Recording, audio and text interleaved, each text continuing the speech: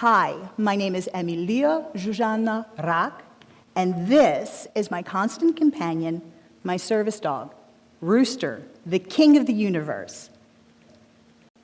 Pets can bring us great love, comfort, and joy, but for those of us who are struggling with a disability, our service dogs literally save our lives every single day. So what exactly is a service dog? According to the Americans with Disabilities Act, or the ADA, a service dog is one trained to do work or perform tasks for people with disabilities. While service dogs do provide comfort and emotional support for their owners, they only meet the federal definition of service dog if they do a job the owner can't perform themselves. In other words, while our service dogs may offer a great sense of love, comfort, and security, they are also highly trained to help mitigate any number of circumstances that are caused by our disabilities. These tasks are as numerous and varied as are the disabilities that they help to mitigate. So, in addition to specific tasks, one thing that every single service dog is trained to do is to ignore its most basic instincts and behave unlike a dog when they are working. When a service dog is working, all of its attention is to be focused on their handler alone. Now let's move along to basic service dog etiquette. 1, don't pet, please. 2, don't make eye contact as the dog sees this as an invitation to engage you. 3, for heaven's sake, please, please, please, do not make silly noises like the kissy sound. Every single one of these actions will distract the service dog and could compromise their handler's safety. In other words, just ignore the dog. That's right, you heard me correctly. I said, pretend the service dog isn't even there, which ought to be a pretty easy thing to do, because I can promise you, unless there is a serious problem, you won't even realize that a service dog is present. What? Emilia, I'm a dog lover. How can I possibly ignore such a magnificent creature? Well, I love kids, but I don't want to go to jail for indiscriminately touching the children of strangers. Here's another question that may be formulating now in your mind. But Emilia, how am I supposed to know exactly why a person has a service dog? And the answer is, you don't. The law allows owners or managers of an establishment or entity to ask a service dog handler 2 basic questions. 1, is that a service dog? 2, what tasks is your service dog trained to do? You would think that the first question is silly, but the law does not require a service dog handler to have their service dog vested or otherwise identified. The law only requires a service dog to be on a leash and under the handler's control at all times. I generally prefer to have Rooster vested because then he knows he is working and I need his full attention. When the vest is off, he's off the clock and gets to be free to play, engage others, and just be my doggy baby. So now let me get back to exactly why you should never pet or otherwise distract a working service dog. The answer is because at best, you may cause the handler tremendous feelings of anxiety, or at worst, you could put the handler's life at risk.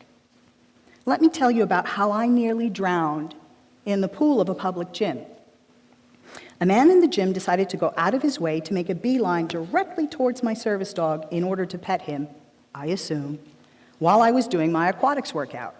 I yelled loudly from the water for him not to pet my dog as soon as I realized what was happening. He became angered by this and stood above me menacingly to voice his upset. I began to have a panic attack while in chest-deep water. I barely managed to hoist myself out of the water and get myself to lay on top of my chester until the panic attack had passed. So I nearly drowned because an otherwise well-meaning person decided that they were going to take it upon themselves to pet my service dog. I like to consider myself an extremely polite and generally nice person, but because of my PTSD, social interactions usually cause me tremendous anxiety. There are many days when I put off errands and activities because I just don't have the strength to engage people socially. I don't want to be rude. I want to be kind. I get approached in all sorts of places, and I'm asked all sorts of questions. I realize that most people are just being Southern and trying to engage in friendly conversation. So all I'm asking is that you think twice before approaching a total stranger who may actually just want to enjoy their meal or buy groceries or work out like everybody else. That's how he feels about it. He's groaning.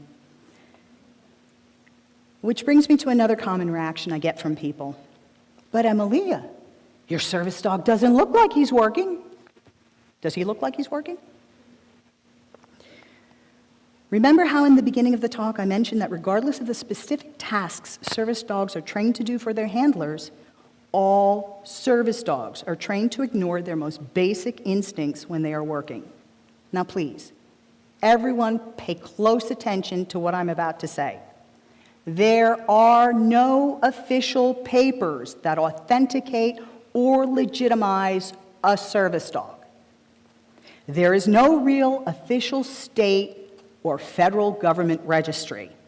Anyone who claims to have such papers is a dead giveaway that at worst, their dog is not a legitimate service dog, or at the very least, that they themselves are ignorant to federal law. Every single online or in-person source that purports to furnish such documentation is nothing more than a scam. And let me further say that any establishment that requires a service dog handler to produce such phony documentation is also in violation of the ADA. Now, airlines will require a letter from your doctor that your service dog is medically necessary, but that is free and easily obtainable if you have a legitimate, legally recognized disability. Now, aside from the issue of air travel, why would anyone ask for papers from a service dog handler if the dog is behaving appropriately? Rooster is my constant companion. Could you imagine how many times a day I'd be asked to furnish paperwork? Besides, how would the general public even be in a position to authenticate this paperwork? For the sake of convenience, it would be so much easier for me to pay $45 to some online scam registry to get my official-looking paperwork stating that my dog is a service dog, just to shut down some of the ignorant business owners and managers that I have encountered over the past 3 years. But then I'd be part of the problem and not part of the solution. So, regarding the issue of ignorant business owners and managers demanding service dog handlers to provide documentation authenticating the legitimacy of their service dogs, let me tell you about what happened to me in a hotel in Dothan, Alabama. I was driving from Arkansas to visit my daughter Christina, who lives in Florida, for spring break. My husband alerted the front desk of the hotel when he made my reservation for the night that I would be traveling with my service dog. So come check-in time that evening, I'm exhausted after a full day of driving. I just wanted to check my bags into my room, have some dinner, and bed down for the night. I was refused the room because I didn't have papers for my service dog. Long story short, I ended up in a busy, brightly lit hotel lobby, hyperventilating, stuttering, and flailing about like a fish out of water, surrounded by at least a dozen men in dark uniforms, all standing around me. They called the fire department, the police, and the EMTs, because I had one of the worst panic attacks I have ever had. I nearly lost control of my bodily functions. Were it not for my Chester, I don't know how I would have been able to eventually calm down. In my rational mind, I knew that those men were there to help me. In my rational mind, I knew that I was not in any danger of being hurt, but I suffer from PTSD, so my body could not accurately process what my rational mind knew.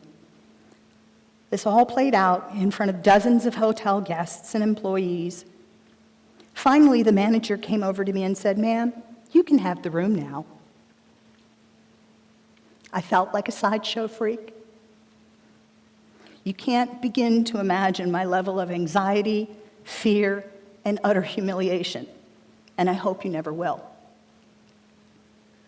I've also been humiliated by being denied service in one of the high-end hotel bathhouses in Hot Springs, when the bath attendants loudly and rudely yelled across the room full of guests, "Nope, sorry, but I don't do dogs," meaning that they would not allow me to stay in the spa if my service dog was present.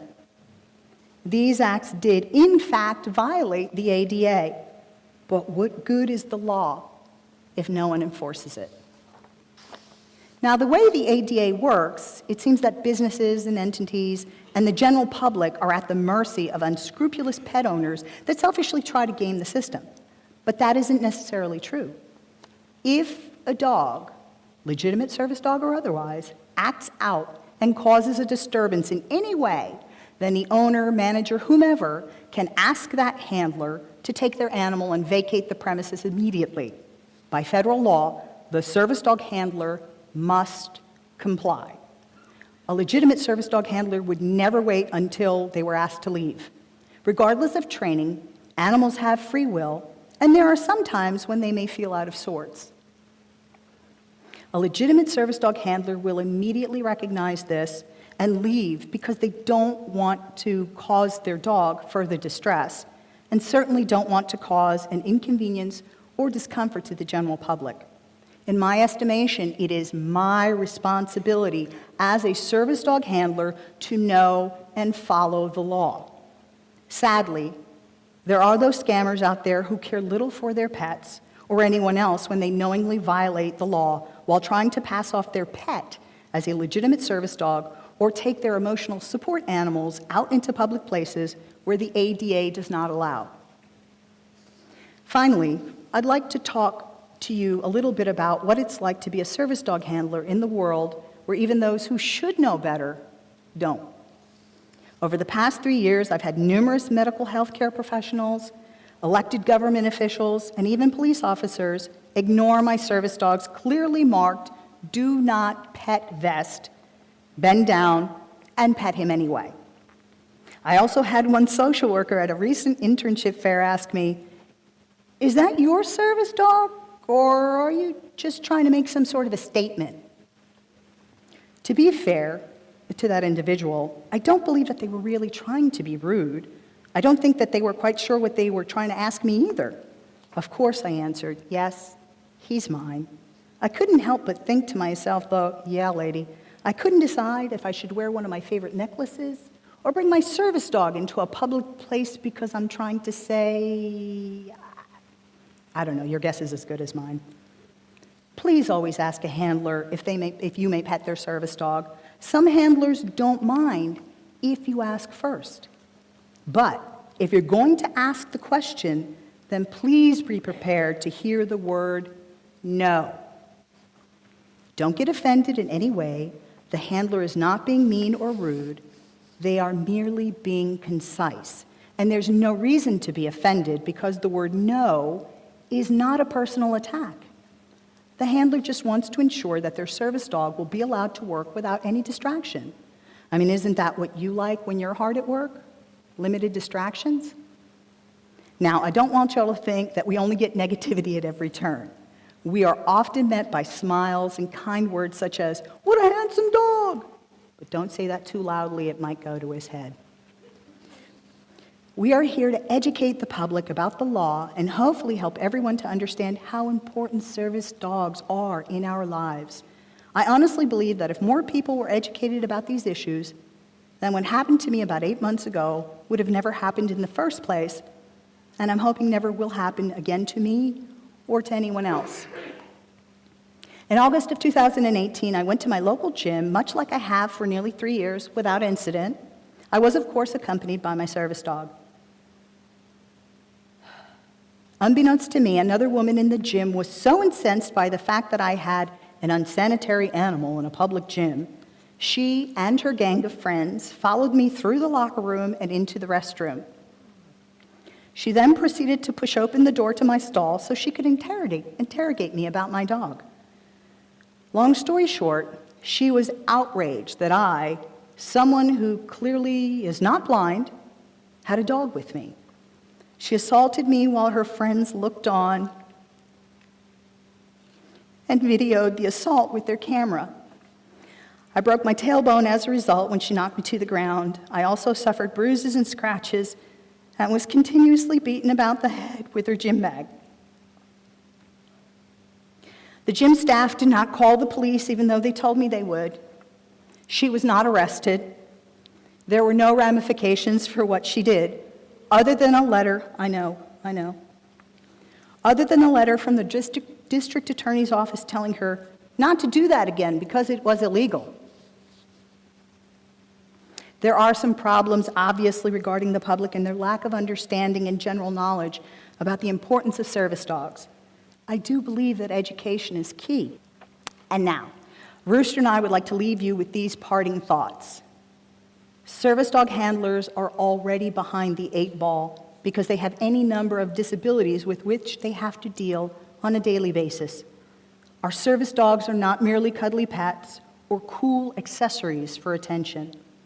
Our service dogs are invaluable assets that help to mitigate aspects of our disabilities so that we can have an improved quality of life. We are not asking for special treatment.